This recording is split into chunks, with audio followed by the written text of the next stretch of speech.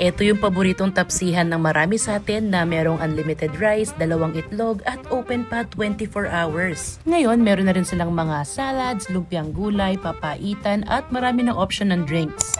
This is Ora Ora Tapsilogan at ngayon open na ang pang-5 branch nila dito sa El Plaza, Mexico sa may bandang Lagundi. Malapit lang to sa SM City, Pampanga. Napakalawak ng parking space tapos fully air-conditioned pa. Nung last time na nag-ora-ora kami, nagustuhan ni Mama itong salad so yan ulit yung in-order niya. It has fresh vegetables, chicken, tapos mayo-based yung sauce. Ang go-to order ko naman dito na talagang hindi nagmimintis ay itong beef pares. Napakalambot ng beef, hindi OA yung sweetness at tamang-tama rin lang yung thickness ng sarsa. Yung kare-kare nila solid din kasi yung sarsa pa lang solve ka na as in hindi lasang tinipid sa mani. Again, unlimited rice ang mga to so bahala ka na kung makakailang order ka. Ito naman yung madalas kahit madaling araw napapa-order ako sa Grab Food, yung kanilang lumpiang gulay. Yung isang order 3 pieces na agad. Yung mainit-init pa, very crisp at isasawsaw mo sa maanghang na suka. Ito naman yung tapa. Of course, vinegar din ang katapat nito. Yung dish na yan, sobrang laki na ng pagkaka-develop niya mula dun sa pinakaunang beses na nakatikim ako ng tapa nila doon sa first ever branch nila. So, good job kayo dyan, sir. As a side order, meron din kami ng chicharong bulaklak at kangkong with bagoong. At kung dati yung drinks nila ay yung magic water lang, ngayon may iba't ibang klase na rin sila ng mga refreshers. I was craving tortang talong, so nag-side order na rin ako niyan. Tignan nyo, ang laki. Pero pwede nyo rin tong orderin as a full meal na merong unlimited rice and eggs, ha?